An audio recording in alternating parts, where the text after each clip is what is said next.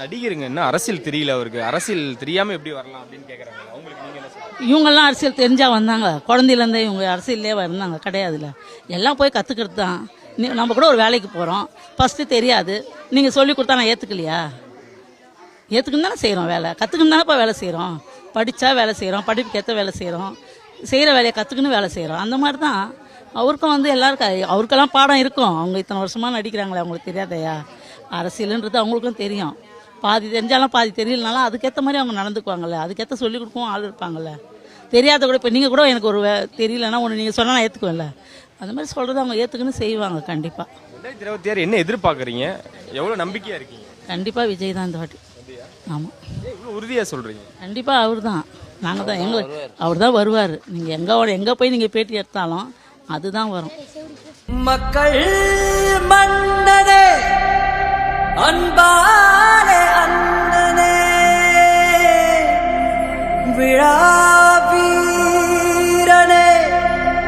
பெரியாரின் பேரனே. விஜய் கண்டிப்பாக வருவார்.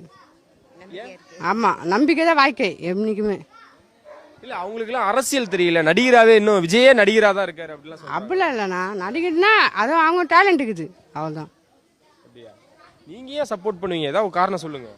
அதில் இல்லை, எல்லாருக்கும் தான். யார் வந்தானே ஆசை இல்லை, எல்லாம் வந்துட்டாங்க. இவராட்சி வரட்டுமே, ஒரு வாட்டி சான்ஸ் கொடுக்குறாங்கல்ல. மன்னா மன்னா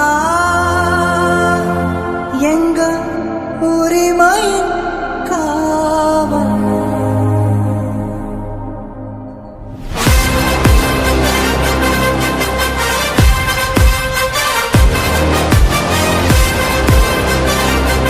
உண்மைதாங்க.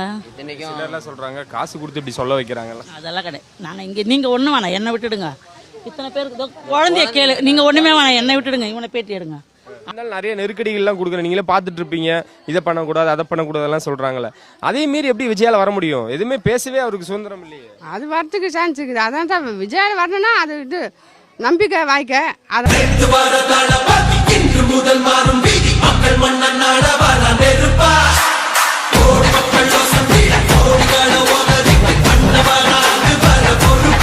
உணவு வழங்குறாங்க, தமிழக வெற்றி கழகத்தின் சார்பாக இன்னைக்கு உணவு வழங்குறாங்க. வேற யாராவது இந்த மாதிரி உணவு கொடுத்துருக்காங்களா? இது வரைக்கும் யாரும் கொடுக்கல, இதுதான் ஃபர்ஸ்ட் இது. ஆமாம், எல்லாம் ஆட்சிக்கு எல்லாத்துக்கும் நல்லது செய்யணும், மக்களுக்கு எல்லாத்துக்குமே நல்லது செய்யணும், அவ்வளோதான். இல்லை, நல்லது செய்யணும் ஒரு பக்கம் இருக்கு, செய்வாருன்னு நம்பிக்கை இருக்கா? செய்வார் நம்பிக்கை இருக்கு. ஒரு புது ஆட்சிக்கு வந்தோடனே கொஞ்சம் நல்லது நடக்கும்னு ஒரு எண்ணம், அபிப்பிராயம், அவ்வளோதான்.